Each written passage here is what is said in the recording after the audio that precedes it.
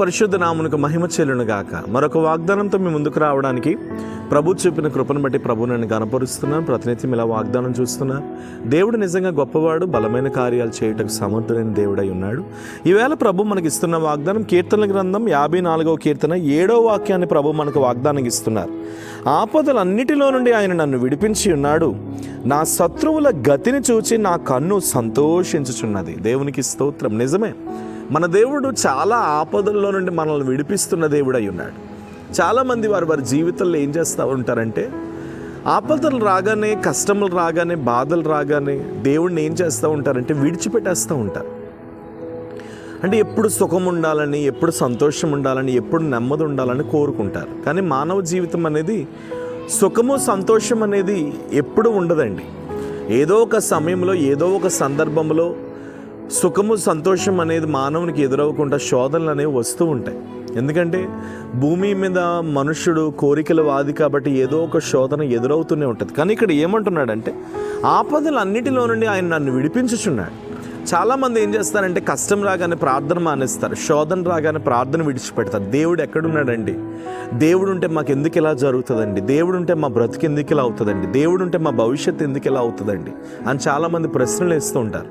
కానీ ఒక విషయం మీకు తెలుసా, ఎక్కువగా మనం ఆపదలో ఉన్నప్పుడే మనం దేవునికి మొర్రపెట్టాలి. బైబిల్ క్లియర్గా ఏమని సెలవిస్తుందంటే, నాకు మొర్రపెట్టుము నేను నీకు ఉత్తరం ఇచ్చేదని అంటున్నాడు. మరొక చోట దేవుడు ఏమని రాయిస్తున్నాడు అంటే, ఎవరైతే నాకు మొర్ర పెడతారో వారికి నేను సమీపంగా ఉన్న దేవుడు అని అంటున్నాడు. మరొక చోట ఏమని వ్రాయబడుతుందంటే, అడుగుము జనమును నీకు స్వాస్యంగా భూమిని దిగంతముల వరకు సొత్తుగా ఇస్తానంటాడు.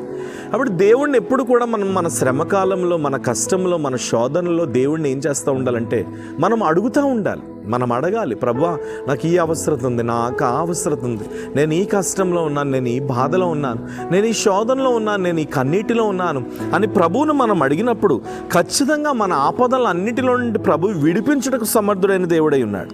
అలాగనే అక్కడ రాయబడి ఉంది, నా శత్రువుల గతిని చూచి నా కన్ను సంతోషించున్న. ఒక విషయం మీకు తెలుసా, నీ ఆపదను చూసి నేను చాలామంది నవ్వుతూ ఉంటారు. నీ ఆపదను చూసి నేను చాలామంది హేళన చేస్తారు. నీ ఆపదను చూసి నేను చాలామంది చిన్నచూపు చూస్తాను. కానీ ఎవరు నీ ఆపదను చూసి చిన్నచూపు చూసినా, జీవం కలిగిన దేవుడు నిన్ను ఎప్పుడైతే విడిపించాడో, నీ శత్రువులు వెంటనే ఏం చేస్తూ ఉంటారో తెలుసా, వారు నిన్ను చూచి నీ ఆపదలో సంతోషించిన నాడు కొన్ని దినములు గడిచిన తర్వాత వారి దేవుడు వారిని లిఫ్ట్ చేశాడని వారంతటా వారే భయభ్రాంతులకు గురైపోయి నీకు దూరమైపోతూ ఉంటారు. అందుకని ఈవేళ ప్రభు సన్నిధిలో ఒక మాట నేను చెప్తున్నాను, నువ్వెన్ని శోధనలో ఉన్నా, నువ్వెంత కన్నీటిలో ఉన్నా విడిపించడానికి నా దేవుడు ఎప్పుడు సిద్ధంగా ఉన్నాడు. నువ్వెంత బాధలో ఉన్నా నిన్ను రక్షించడానికి నా దేవుడు ఎప్పుడు సిద్ధంగా ఉన్నాడు. నువ్వు అధైర్యపడొద్దు, నువ్వు కుమిలిపోవద్దు, నువ్వు ఏడవద్దు. మనుషుల్ని చేయి విడిచినా నీ దేవుడు నీ చేయి విడిచిపెట్టేవాడు కాదు. నరుడు నీ చేతిని విడిచిపెట్టినా నీ దేవుడు మాత్రం నీ చేతిని విడిచిపెట్టేవాడు కాదు. కాబట్టి ధైర్యం తెచ్చుకొని నిబ్బరం కలిగి ఉండు. ఖచ్చితంగా ప్రభు సెలవిస్తున్నారు, నీ ఆపదలన్నిటిలో నుండి ప్రభు విడిపించుటకు సిద్ధంగా ఉన్నారు.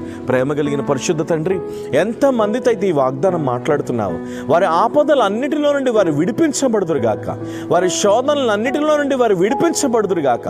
నీ జయము వారి జీవితంలో యేసు నామంలో కలుగునుగాక అని ప్రార్థిస్తున్నా. ఇది మొదలు వారి శోధనలన్నిటి నుండి విడిపించండి, నీ కొరకు నిలబెట్టండి. వారి కష్టకాలంలో వీరు వారికి తోడై ఉండండి. అప్పుల్లో, సమస్యల్లో, గర్భఫలం లేక, భూఫలము లేక, లేదా కుటుంబంలో ఆర్థికపరమైన ఇబ్బందులు నశించిపోతున్న వారి జీవితాలలో నీ కృప ఇప్పుడే బలముగా దిగివచ్చునుగా కానీ ప్రార్థిస్తున్నా. తగిన మహిమతో మీరు నింపి అనేకులకు ఆశీర్వాదకరంగా మార్చమని యేసు నామం నీ ప్రార్థన అడుగుచున్నాను తండ్రి. Amen. Praise the Lord. God bless you. వాగ్దానం అనేకులు షేర్ చేయండి. ఖచ్చితంగా మీ కొరకు మేము ప్రార్థన చేస్తాం. ప్రైజ్.